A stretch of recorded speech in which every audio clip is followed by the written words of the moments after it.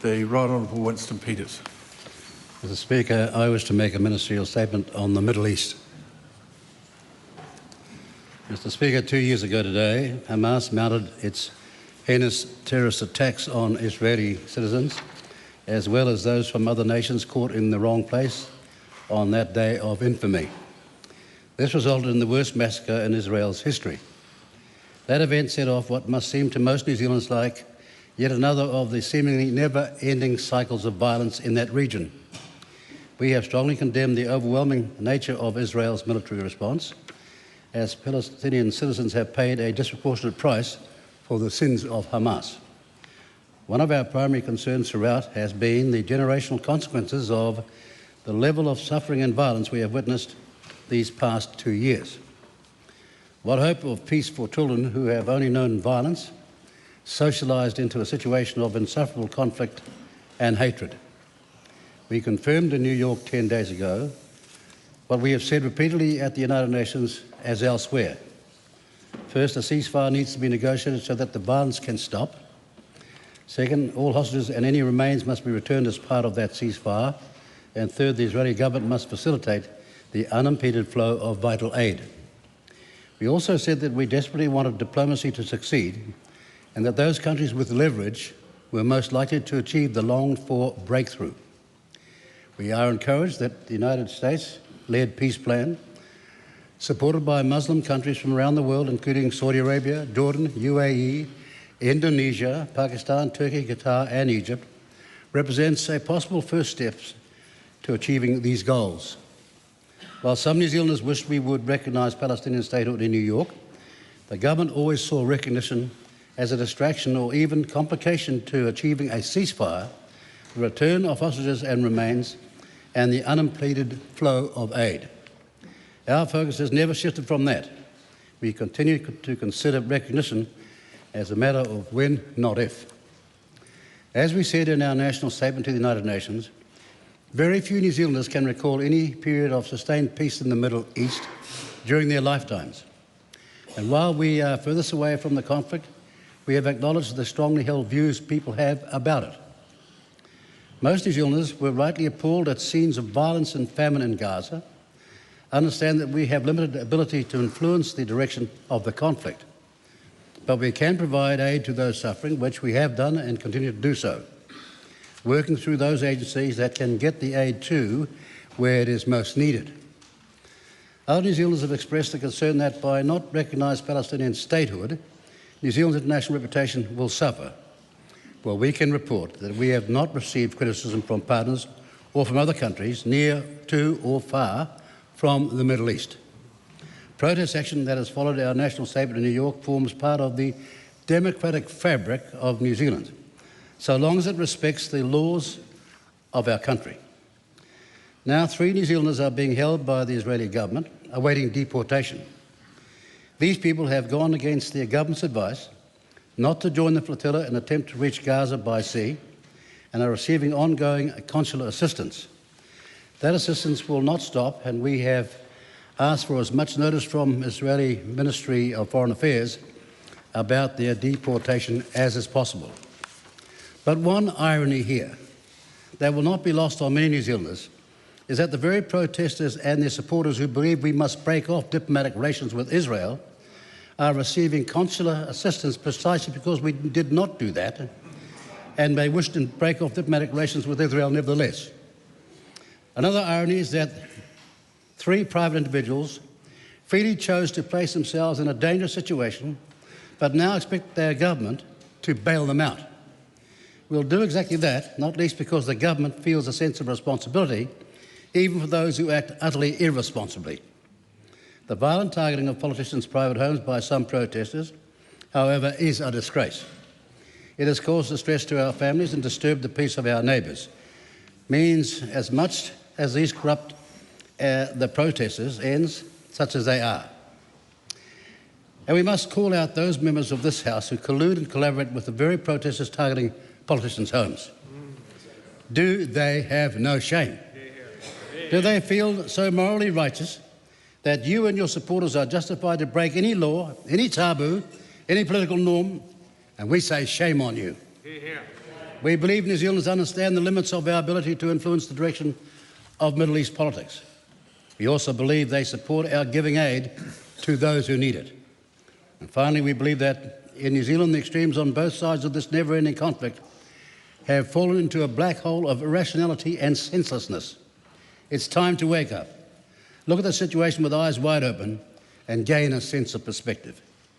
Those extremists, including those in this House, are entitled to go off the deep end and preen hysterically and maniacally about a single conflict overseas while many others rage in other parts of the world.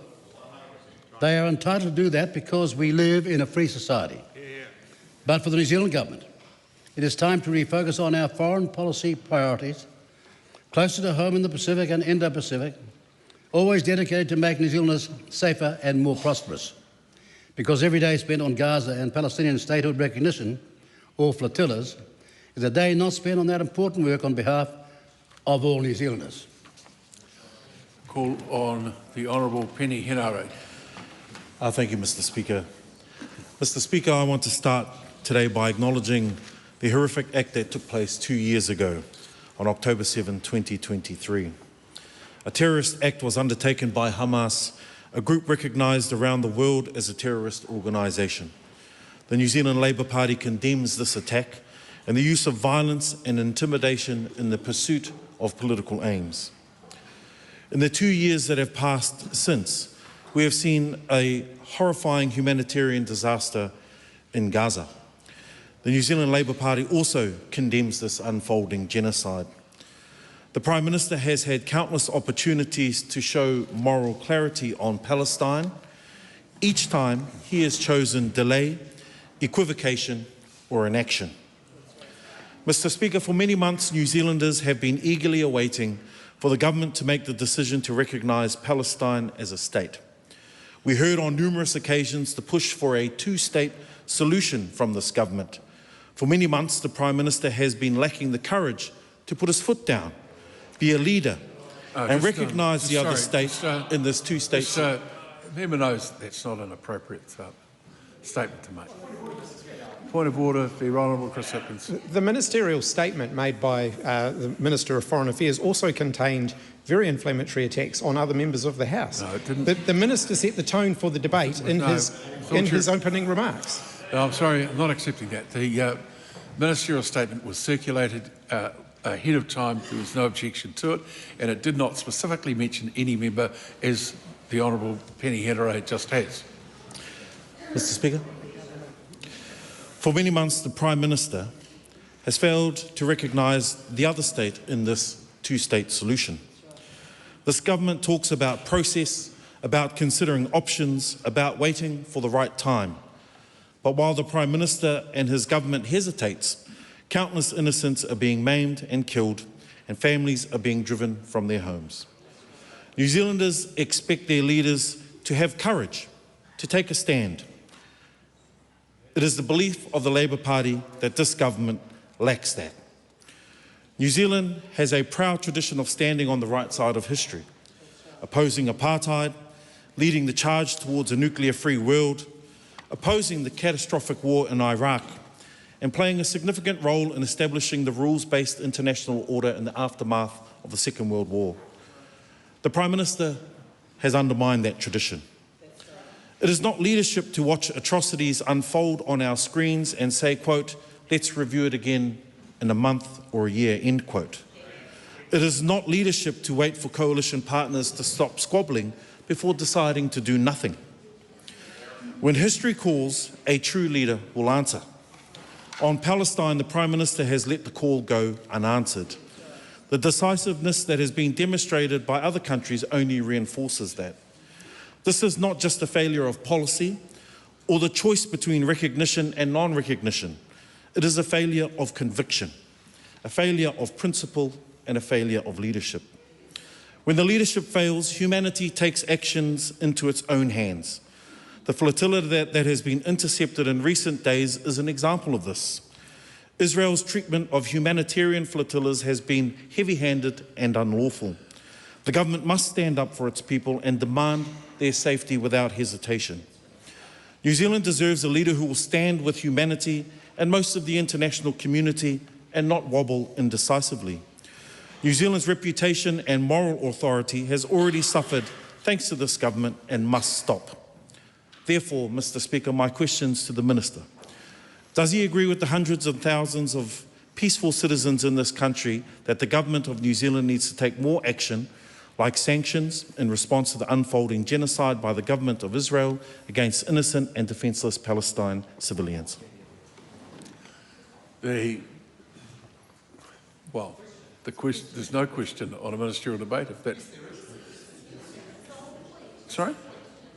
No, there's not. Mr. Speaker. I'll take advice. Mr. Speaker, to help out, the standing orders were changed about 3 parliaments ago so that a ministerial statement can be followed by questions. As the first minister ever to face one of those things, I can say that this is absolutely now an integral part of a ministerial statement process. Well, I don't recall actually a motion being put before the House. There was a statement. Mr. Speaker, it was a change of the standing orders, and a minister is obliged to answer the questions.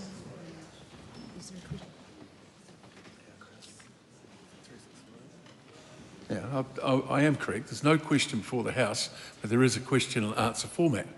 And members can ask questions and have answers to those questions in their 5-minute call. At the moment, there's no one seeking a call.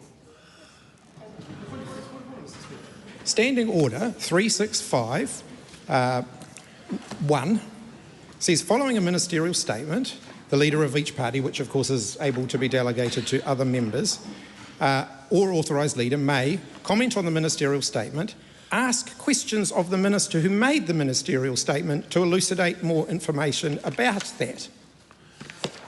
That's right. No question about that, but someone hasn't done that. You asked me if there's no motion.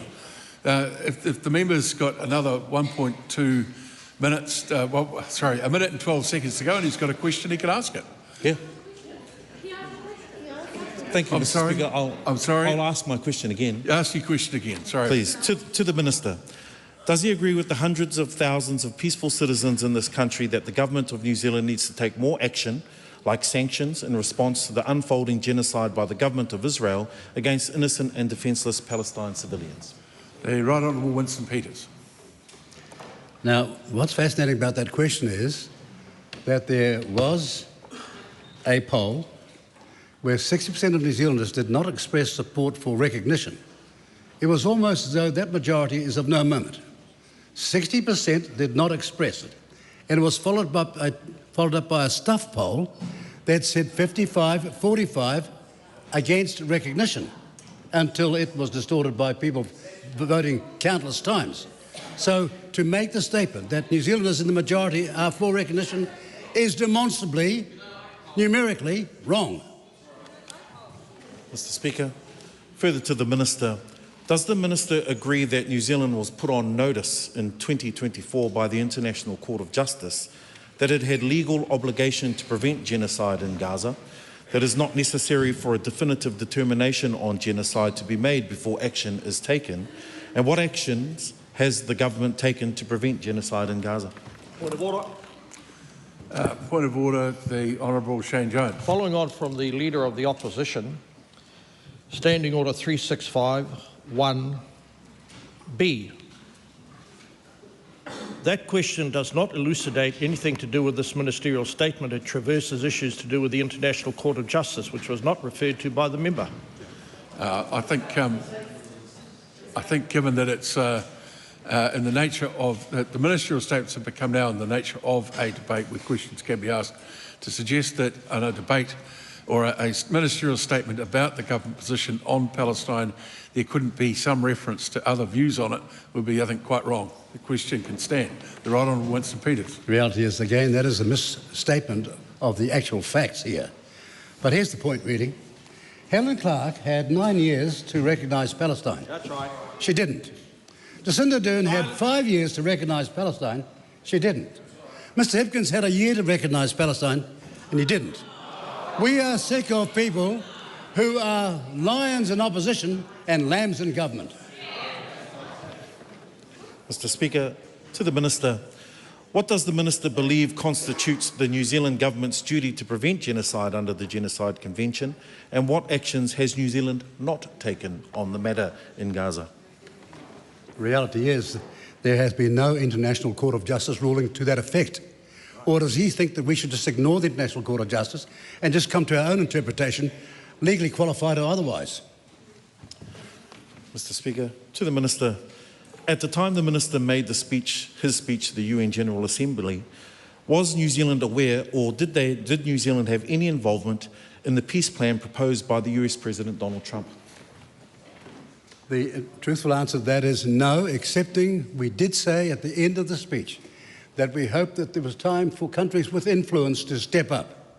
And we are very much encouraged by all those Middle Eastern countries, all the way to Indonesia, where the President made a superb speech, to live in a different view, but a superb speech at the United Nations, which saw that they believe there's a chance now for peace to work.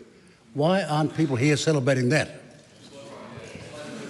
Mr. Speaker, to the Minister, is the expectation that the peace plan as proposed by the United States must be fully implemented before this government will recognise Palestine as a state? Miles away from the state. Well, again, the primary answer to the question began with the criteria from the Montevideo Convention about recognition. That has not been satisfied. There are fundamental things here that other countries might have changed because of enormous pressure back home. But other countries, and New Zealand was one of them, that asked this of them. Oh, yes? So what happens tomorrow after you make that decision? Right. What changes? And so we were making a speech at the United Nations where all this recognition changed nothing until Trump, alongside Saudi Arabia and others, got together a peace plan. And we hope it works.